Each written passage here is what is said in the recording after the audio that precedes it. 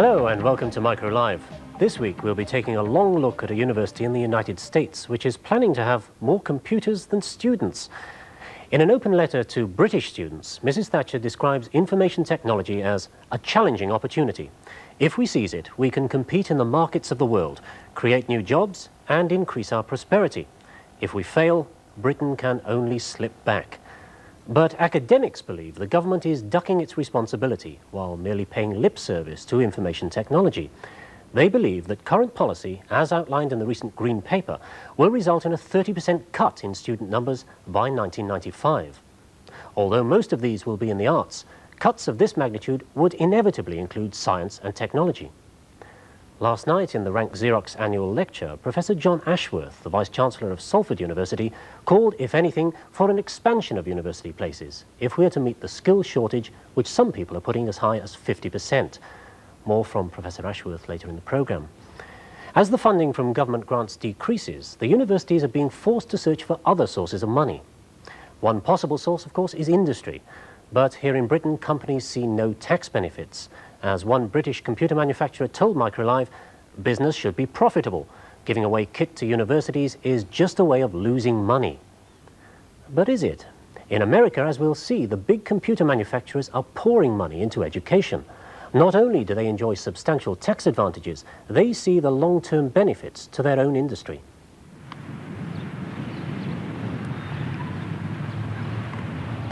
This is Carnegie Mellon University in Pittsburgh, Pennsylvania.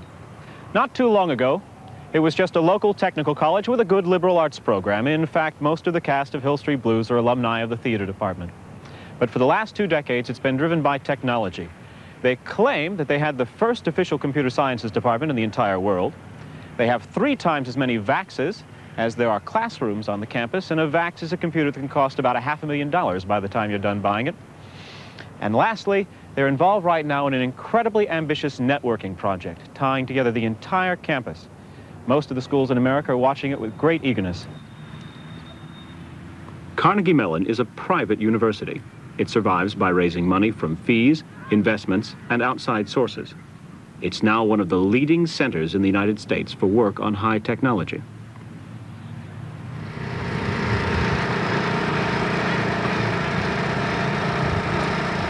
Recently, it's raised over $150 million for its work on robotics and artificial intelligence. One specialty is robot vehicles that can find their way around on their own. Another is work on new memory devices which are read by lasers. Carnegie Mellon, or CMU as it's known, offers the normal range of subjects you'd find at any American university, though in many of these, there's a bias towards using computers. The university has a reputation for asking for hard work, hard play, and high fees. $11,000 a year in tuition and housing buys you the chance of a place in America's technological future. You'd expect to find computers in the laboratories, but here at CMU you'll find them not only there, but everywhere on campus. A student population of about 6,000 has access to 4,000 terminals and personal workstations. They call this place the Apple Orchard because it's filled with Apple Macintosh machines, which anyone can come to use at any time, and for virtually any purpose, from writing class assignments to producing advertisements for rooms to let. The room is always crowded, and not just with technology students. And one of the things that we see on this campus already, and I'm sure we'll see lots more of it, is an enormous amount of computer sophistication among just plain folks. English students, history professors. We have a history professor who teaches a whole course in the use of computers in history. Not too many campuses can be doing that. I mean, he really knows his computers, and many of our students do too. Students who come here are expected to master computing techniques quickly. All are required to learn to use a word processor. And even art students studying, say, English or drama or history have to take a 1-semester course in a computer language, either BASIC or Pascal. And so the university makes computers available even in the residential areas. Amongst these shops and right next door to the laundromat, there's what they call a computer cluster. It's almost like a library, only instead of borrowing books, you borrow software. Hi, Jane. Hi. Can I have Epsilon? And, I need a Micron boot up. Okay, thanks. Some of the software you can borrow here links you to a traditional time-sharing system. This means individuals share time on a mainframe computer somewhere else on the campus. Andrew is majoring in chemical engineering. Right, it's connected to what we call the TOP system, which is short for Time-Sharing Operating System, and that is a DEC System 20, and that's linked up to mainframe computers. Okay. What would you use it for?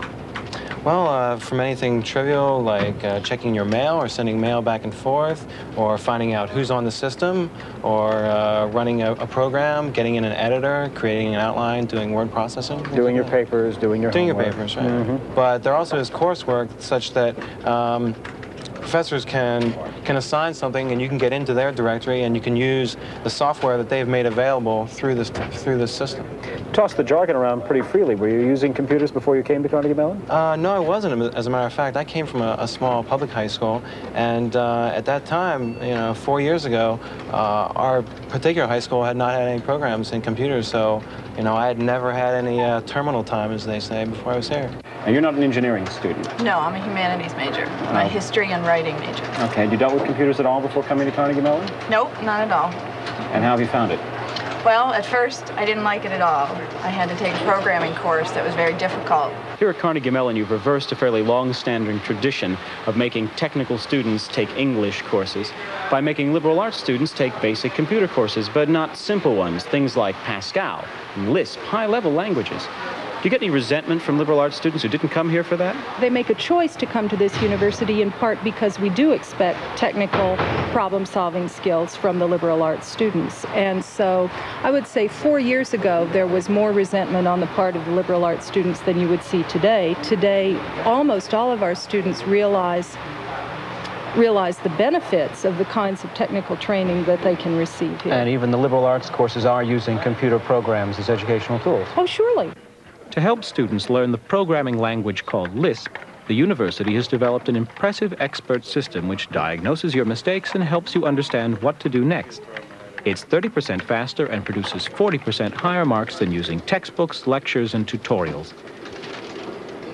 Impressive results. But does this kind of computer-based learning isolate the students?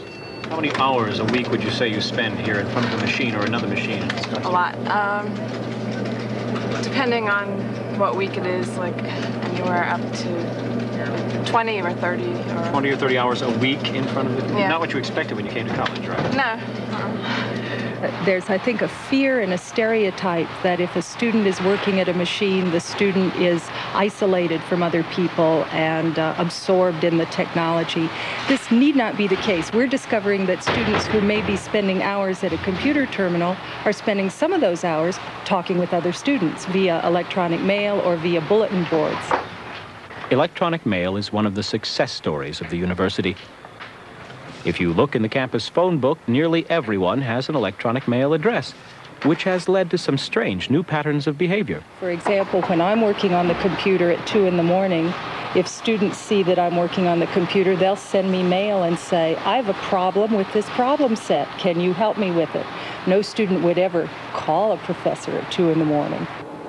Of all the software programs online around the campus, the two most often used are trivial, though very human. Well, Finger is just a simple thing that you type in to find somebody else who's working on the mainframe along with you. You can find what terminal they're working at. It'll give you the location of the terminal and other information. Also tells you a lot of other information if you feel like putting it on your file to be picked up. Yeah, you can have a plan file that you make yourself that says whatever you want to about yourself. So when somebody fingers you, they can read it. You could leave your phone number, right? Preferences, that's what I like do. Sailing. That's what I do. And other places I can be found. Ah, cookie. Yes. Well, should we try it and see what we get? Fine by me. Okay. I just typed cookie, and I get the attacker must vanquish. The defender need only survive. Cookie's a cute little program that sort of gives you something like a fortune cookie message. It gives you a riddle or a wise saying for the day or something like that. Find this useful at all? It brightens things up whenever you're sitting here all day. But don't get the wrong idea. At CMU, the printed word is still the most important source of information. And at the library, they've just replaced the old system for finding the books you want. This is the quotes card, unquotes catalog at CMU's library. For example, if I type BBC, it tells me there's 16 titles with that keyword in them. Let's find out what they are. Well, we've got 6 series, 2 publishers, 2 corporate stroke conference names, and 6 titles. We'll go for the series to see what we've got. You've got the BBC Engineering Training Manuals, music guides, and the Reith Lectures. This is incredibly fast how it's coming up. 6. And the Reith Lectures, it tells me they've got Alfred Charles Bernard Lovell, The Individual, and the Universe. Well, that's the first stage. The next stage comes later this year when they install barcode readers. All the books have barcodes on them. When the barcode readers are in place, when you check out a book, it will be read. And when you check the database, it will tell you not only whether the book is in the collection, but whether it's in the library or whether someone else has got it right now. At present, you can only use this system if you're physically in the library. But when the university's ambitious plans are complete, this will be one of a number of facilities you should be able to reach from anywhere on campus, even from your own room. The new network being developed is far more ambitious than anything we've seen so far. The university and IBM have a joint project to develop an advanced workstation. IBM has already poured in $20 million, some of which helped fund this computer science building. In anticipation, all the buildings on the campus are now wired up with fiber optic data cable. Only this will be enough to handle the enormous amounts of data expected to flow in the future. This is a prototype of the kind of workstation that will be installed all over campus when the network is completed. The basic concept behind the workstation is the 3 big M's: a MIP, a megabyte, and a megapixel. Now that means that it will be processing 1 million instructions per second, it'll have a megabyte of memory on board, and that the screen will be a grid of 1,000 by 1,000 pixels, or 1 million bitmapped pixels on the screen. So obviously, it will be very large. Andrew is the name of the software that's being developed here at Carnegie Mellon for the interface. Now, of course, it's named Andrew because Andrew Carnegie and Andrew Mellon founded the university. It's based on the work done at Xerox PARC, pioneering work in icons, windows that you can change the size and positioning of, which have been implemented so well on the Apple Macintosh. Let me show you. Here's an example of multiple windowing and icons. We've got 2 windows on the screen right now and a bunch of little icons for utility programs. Let's call up the clock by tapping the activating button. It says clock to tell you what it is. All right, one of the interesting things about Andrew is the fact that the windowing software is intelligent. It rearranges the information in it so it takes best advantage of the available space. For example, the clock just got much, much larger. But if we take it down to a little smaller than it originally was, it's not an analog clock anymore at all. It's a digital clock because the analog would be too small to be readable. From Hitchhiker's Guide to the Galaxy, Douglas Adams' Don't Panic is the icon used for the help program. All right, now we're going to call up a sample educational program that was devised here. Now we want to take a look at something called optics. So you find it by moving the line down until you see optics. There we go. Turn that on. We're going to run the sample, which will come up in yet another window. And everything on the screen will automatically rearrange itself to accommodate. Grab a lens, put it there. Grab another lens and put it there. Let's put an aperture between them.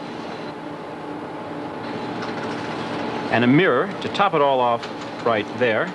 And then finally, let's send a beam of light from here through all of this. From the axis or just off the axis, here's what happens. And all in all, gives you a kind of a workbench approach to your optics.